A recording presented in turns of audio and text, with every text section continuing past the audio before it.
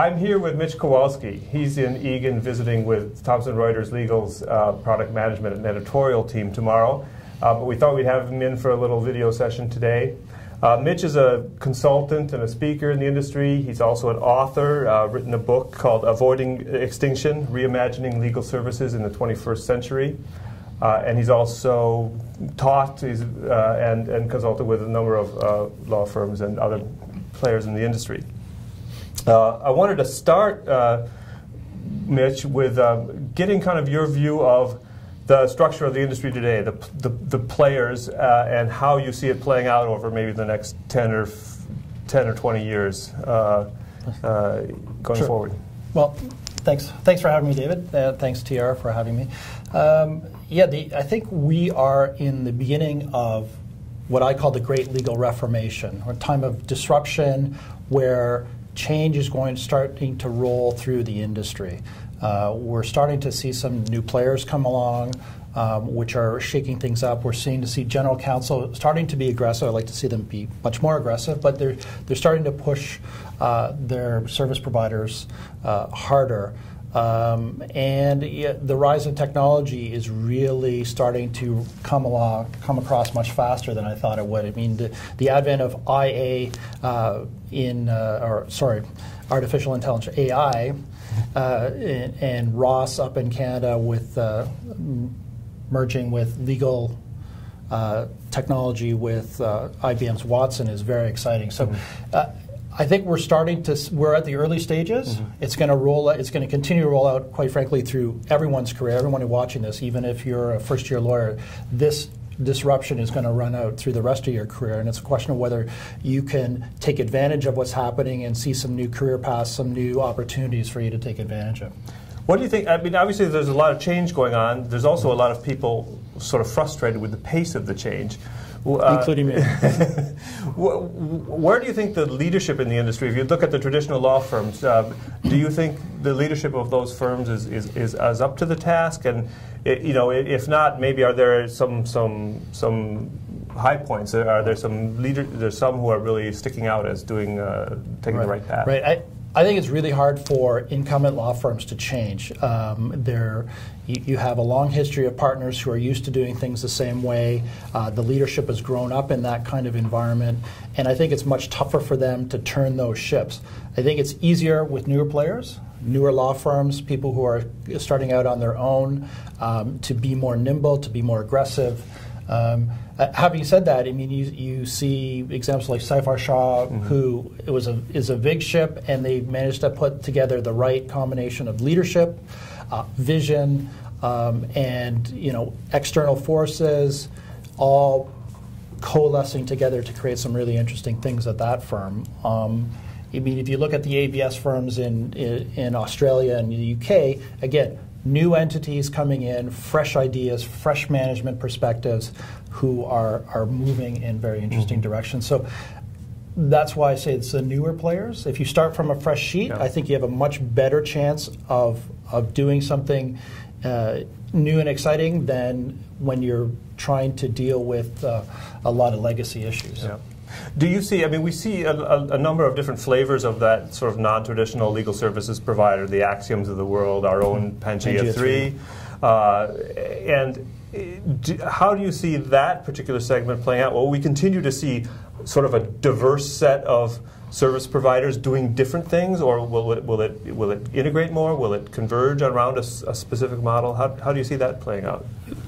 Well, those are very interesting because, Pangea 3 Axiom are similar but also different. I think we have to look at, we have a generation of lawyers, the Gen Ys, the Gen Xs, who are thinking differently about their careers. They're more mobile.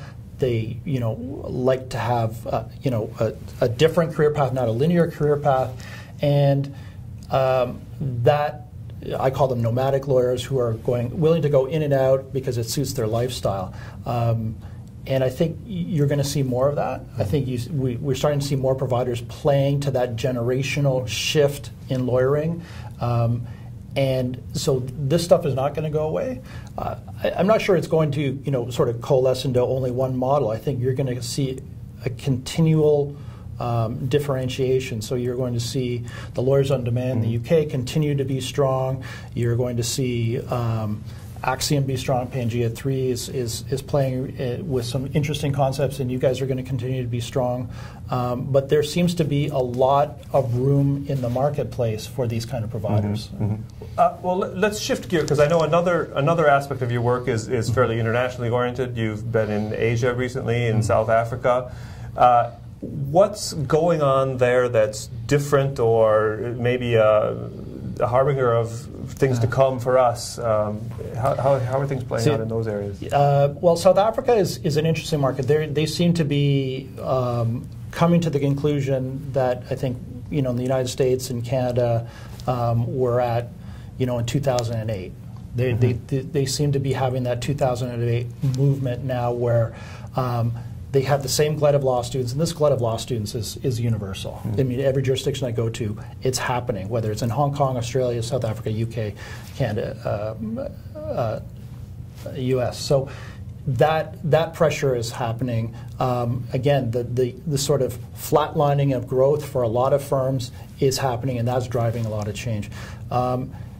If you look at Asia, Asia's, I would think, even further behind South Africa. There's still a strong enough market that they can continue to use that old model. I think there is a certain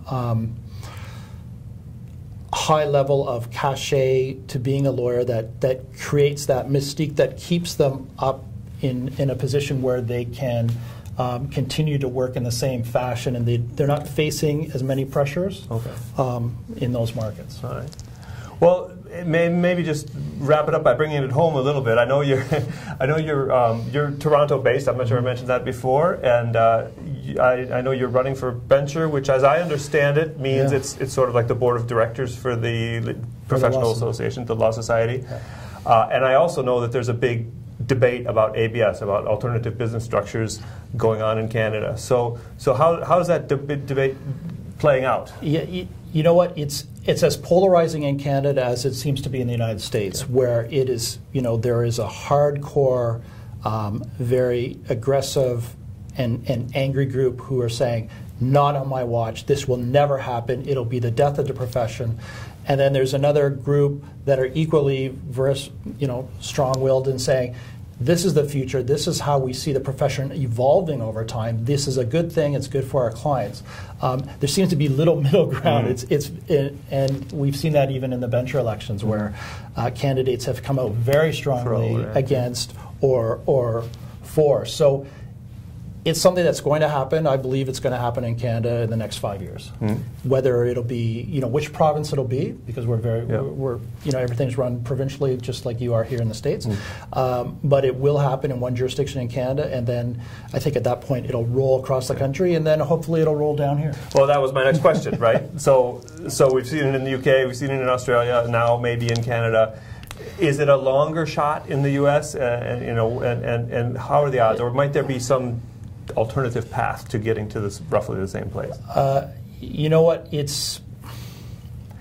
United States is a big country. I think it's going to be harder for you to here, but I think the more jurisdictions that turn over, it'll be more difficult for those who don't agree with ABS to say it's bad.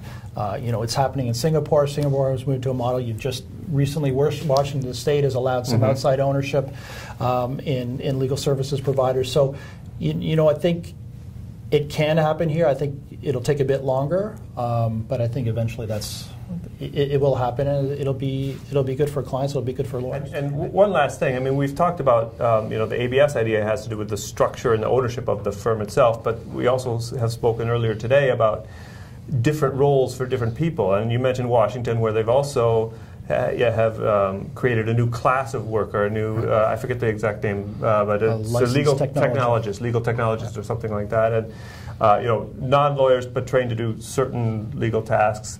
I take it that's a part of the future as well? Yeah, I think law firms have to break out of the mold of this very short career path. You're either associate or your partner, or you leave the firm.